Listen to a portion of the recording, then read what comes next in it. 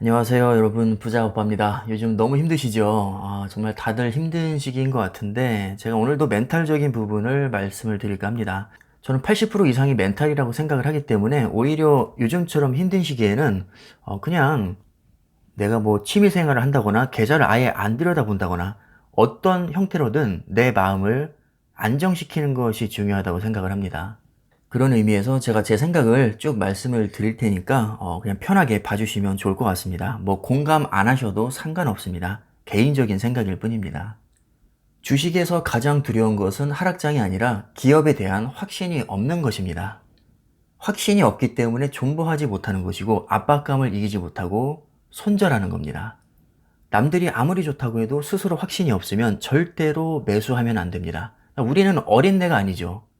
10억을 벌어도 다 내 돈이고 10억을 잃어도 다 내가 감당해야 됩니다. 아무도 내 돈을 뺏어가지 않고 보상을 해주지도 않습니다. 온전히 내가 다 책임을 져야 되죠. 남 탓한다고 달라지는 것은 아무것도 없습니다.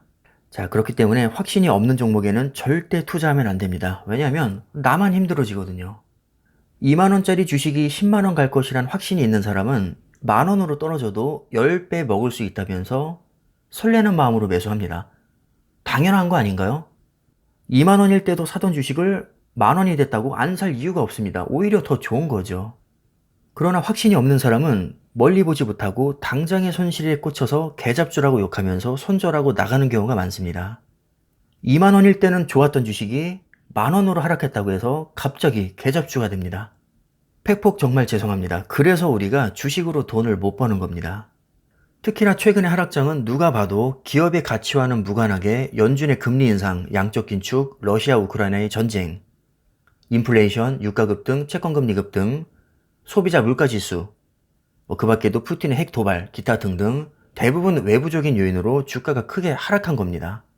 물론 기업 자체에 문제가 있어서 주가가 빠진 경우도 있습니다. 자, 하지만 그런 기업보다는 억울하게 빠진 기업이 훨씬 많습니다. 오히려 대부분의 기업들은 실적을 잘 내고 있고 전망도 너무나도 밝은데 외부적인 악재로 억울하게 많이 빠졌습니다. 그런데 이런 외부적인 요인들은 수시로 급변하기 때문에 절대로 예측할 수가 없습니다. 막말로 갑자기 우크라이나와 러시아가 극적으로 전쟁을 끝낼지 아무도 모릅니다. 전쟁이 끝나면 유가는 어느 정도 안정이 되겠죠. 유가가 안정되면 인플레이션도 안정이 되고 인플레이션이 안정이 되면 금리 인상의 필요성도 낮아지게 됩니다.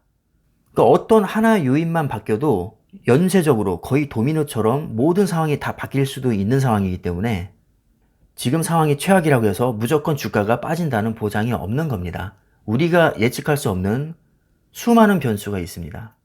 근데 그 모든 것을 내가 완벽하게 예측하고 통제하고 거기에 맞게 대응을 한다고요? 불가능한 얘기입니다. 거봐라, 내가 뭐라고 했냐? 하락장 아직 멀었다고 했지. 요즘에는 주가가 많이 빠졌으니까 당연히 이 말이 맞는 말처럼 보이죠.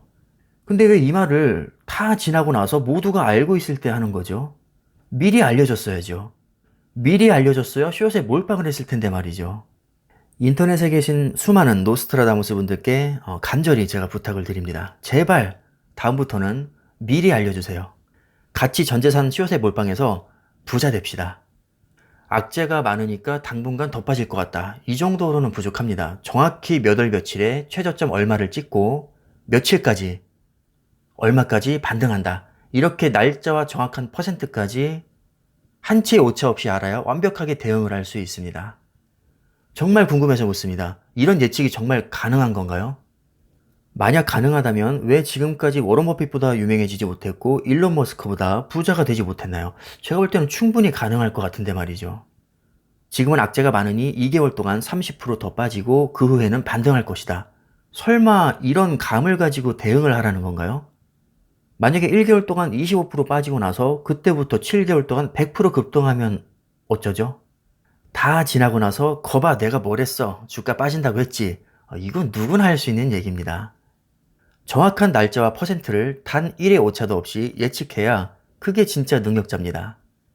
그냥 뭉뚱그려서 주가가 앞으로 더 빠질 것 같다. 이건 뭐 당연한 얘기죠. 이거 모르는 사람이 있나요 지금? 정확한 시기를 모르기 때문에 대응을 못하고 있는 겁니다. 이 정도 능력자가 아니라면 대응은 사실상 불가능합니다. 그래서 시장 앞에서는 겸손해야 됩니다. 최소한 장기 투자자들은 솔직하기라도 합니다. 예측 능력이 없으니까 대응을 하지 않고 그저 수량을 모을 뿐입니다. 오히려 모른다고 솔직하게 말하는 사람들이 더 고수일 확률이 높습니다. 왜냐하면 워런 버핏도 시장을 예측할 수 없다고 분명히 말했기 때문입니다. 아마도 수많은 경험을 통해서 이걸 깨달았을 겁니다. 고등학교 물리 전교 1등은 자신이 세상에서 가장 똑똑한 줄 알겠지만 노벨 물리학상 수상자는 자신이 해결할 수 없는 문제 앞에서 자신의 무능함에 자괴감을 느낄 겁니다.